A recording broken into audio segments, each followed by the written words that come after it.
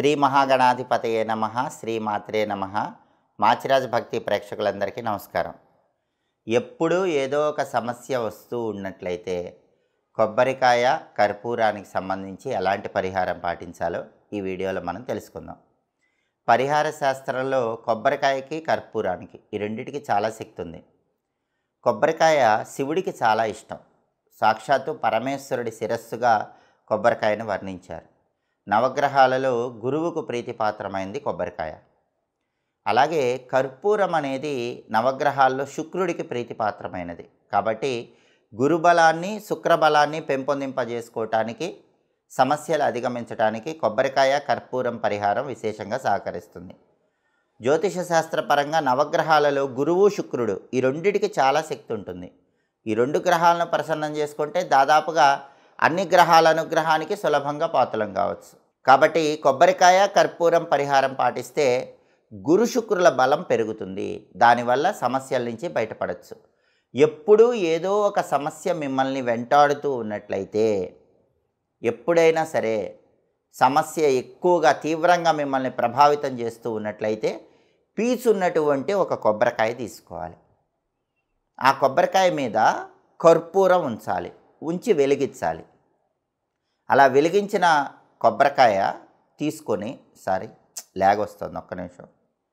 ఎప్పుడు సమస్యలు మిమ్మల్ని వెంటాడుతూ ఉన్నట్లయితే పీచున్నటువంటి ఒక కొబ్బరికాయ మీ ఇంట్లో పెద్దవాళ్ళని తీసుకోమని చెప్పండి. పీచున్న ఆ కొబ్బరికాయ మీద కర్పూరం ఉంచి వెలిగించాలి. అలా వెలిగించిన తర్వాత ఆ కొబ్బరికాయతో మీరు 7 సార్లు దిష్టి తీయించుకోవాలి. 7 సార్లు క్లాక్ వైజ్ డైరెక్షన్లో, 7 సార్లు యాంటీ క్లాక్ వైజ్ డైరెక్షన్లో మీరు దిష్టి తీయించుకోవాలి. కర్పూరం కొబ్బరికాయ మీద ఉంచి వెలిగించి ఆ కర్పూరం వెలుగుతున్నప్పుడే మీరు 7 సార్లు క్లాక్ వైజ్ డైరెక్షను, 7 సార్లు యాంటీ క్లాక్ వైజ్ డైరెక్షను మీరు దిష్టి తీయించుకోవాలి. అలా దిష్టి తీయించుకున్నాక ఆ కర్పూరం వెలగటం మొత్తం ఆరిపోయాక కర్పూరం దూరంగా విసిరేసి ఇంట్లో పెద్దవాళ్ళని ఆ కొబ్బరికాయ మీ ముందు పగలగొట్టమని చెప్పండి. కొబ్బరికాయకు పీచు తీయాల్సిన అవసరం అయితే లేదు.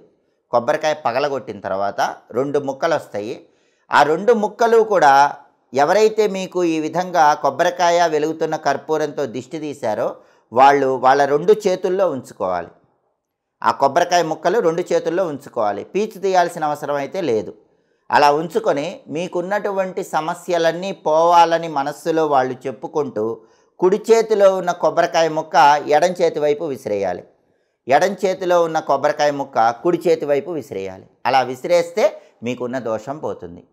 ఇలా మీకు ఎప్పుడు సమస్య ఉంటే అప్పుడల్లా ఇంట్లో ఎవరో ఒకళ్ళు పెద్దవాళ్ళతో ఈ కొబ్బరికాయ కర్పూరం పరిహారం ఖచ్చితంగా పాటించేలాగా చూడండి.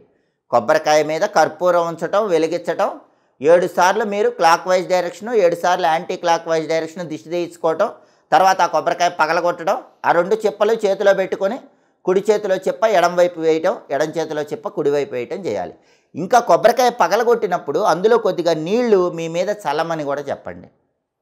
ఈ పరిహారం పాటించి చూడండి. క్రమక్రమంగా వీలైనన్ని సార్లు ఈ పరిహారం పాటిస్తే సమస్యలు వెంటాడటం అనేది తగ్గిపోతూ వస్తుంది.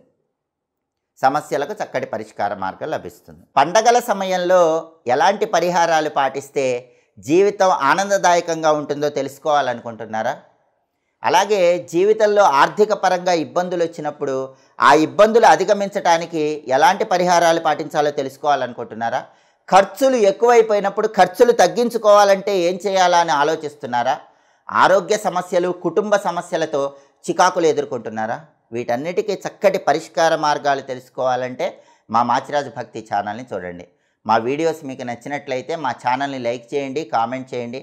మా ఛానల్ వీడియోస్ 10 మంది మిత్రులకు షేర్ చేయండి. మా ఛానల్ని సబ్స్క్రైబ్ చేసుకోండి. పక్కనున్న బెల్ సింబల్ నొక్కటం మాత్రం మర్చిపోకండి. సర్వే జనాః సుఖినో భవంతు. స్వస్తి.